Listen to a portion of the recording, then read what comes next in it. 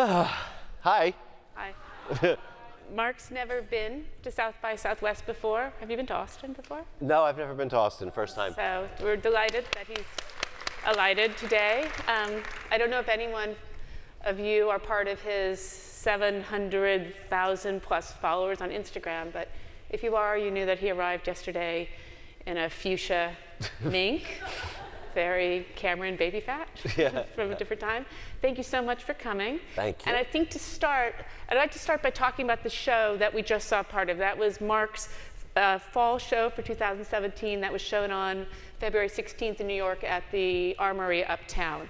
And for me, it was an interesting show because the Armory is a vast space, and Mark tends to do vast shows with vast front rows full of people who are vastly influential and vastly famous. And instead, this time, he did a single front row through the Armory, so left left everything else empty. And it was a very quiet show, and it was a show where there was, I think, no backstage photography, and a lot of the sort of ways in which we document for social media fashion shows at this moment were cut out. So it was like kind of an anti-social media show, that then when you exited the show, you were in an Instagrammable moment. So can you talk a little bit about how that came to be? Well, I mean, everything comes to be for many reasons. And as you said, we've shown at the Armory, the Uptown or the Downtown Armory, for many years.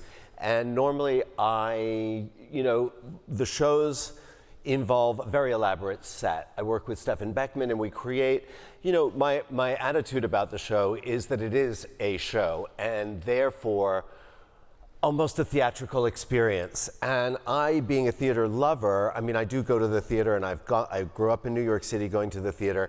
And before the performance begins, they tell you to please put away your cell phones and recording devices. And as I was quoted by Bridget Foley saying, I had been to a performance by the late Prince, the artist Prince, and he also refused to kind of go on stage while everybody had their phones out.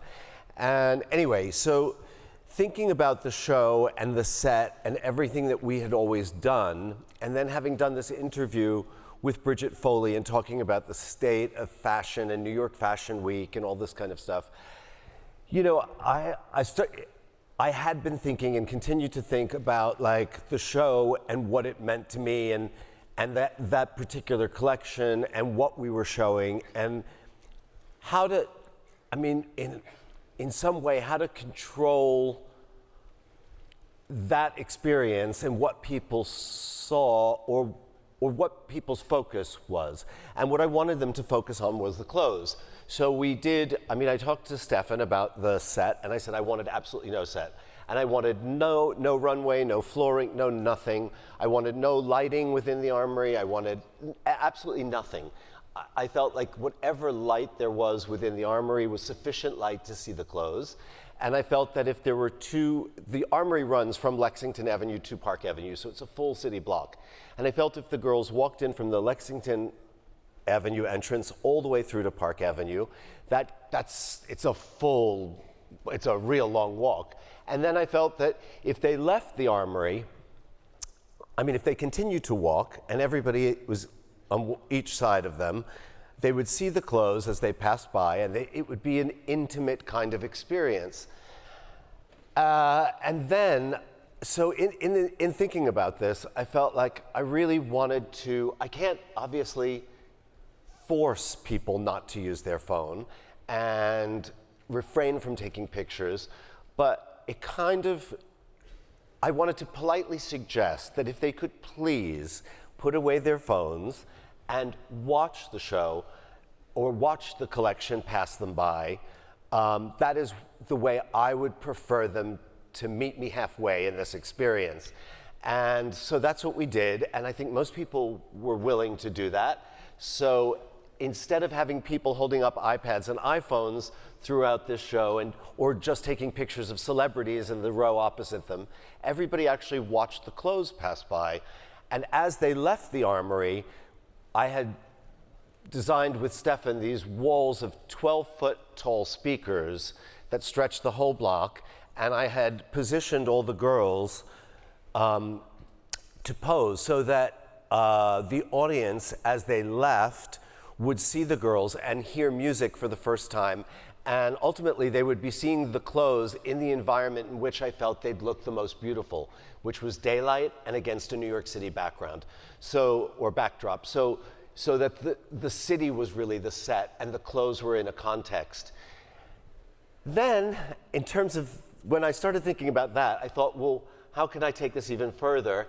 And we called Apple and we asked them for iPhone 7s. And they were very interested in promoting the portrait mode of iPhone. Right. So we got these iPhone 7s, we designed this case, and we gave all the girls a phone.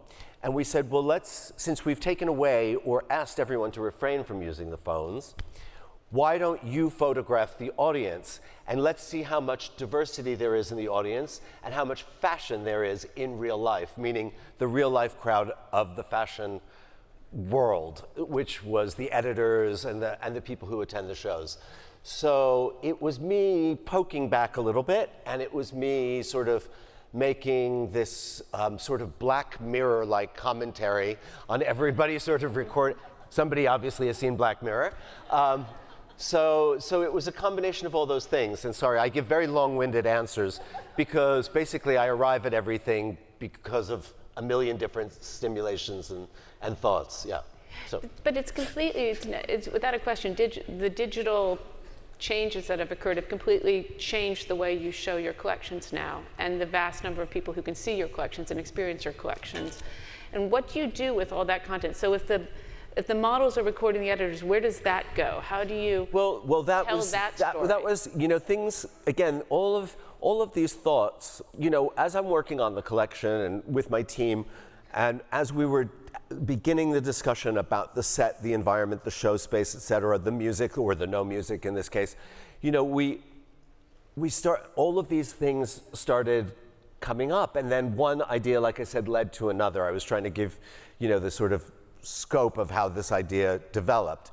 And then we thought, how great would it be? We'll get each of the girls to have a phone. They'll take a picture of themselves so we'll know whose phone was whose. And then what we'll do is we will find a way through our own website, I guess it's called. Yeah. And do you have a website? I'm the worst. I mean, to be here and talking about this, I am the biggest Luddite. I just learned a few years ago how to, I just got on Instagram 2 years ago or something, and emailing is about as the best I can do or Google search I'm good at. But anyway, so then we thought what we would do is we would post each of the girls' work, they were the photographers. So, just as there are paparazzi at shows or there are photographers who are there to document the clothes, we thought it would be great to see Anna Wintour walking out and to see the different, what are they called, bloggers coming out or the members of the audience, the members of the audience coming out because, they really do represent the fashion world in a way. So we did that. We posted the work of each of the girls with crediting them as the photographer. So.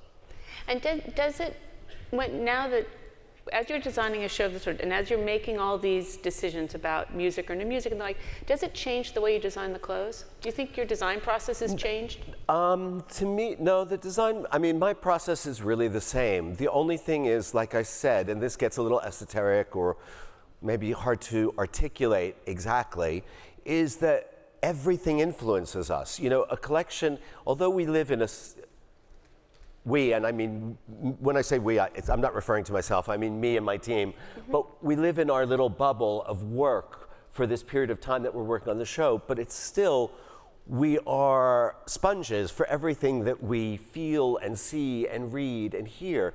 So, I am aware, there are things that permeate that bubble. I do know a little bit about what's going on in the world, and I do have contact with theater and art and music and I do follow a lot of people on Instagram, and I do get news that way, and I do so all of those things I can't really turn them off.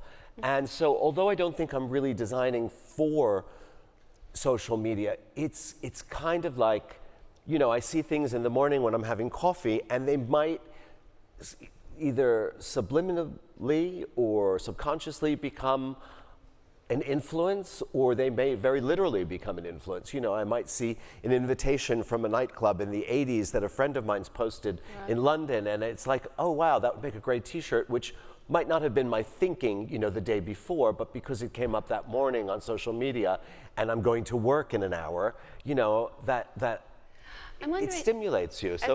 So that's that thing about the immediacy, I guess, of this interaction.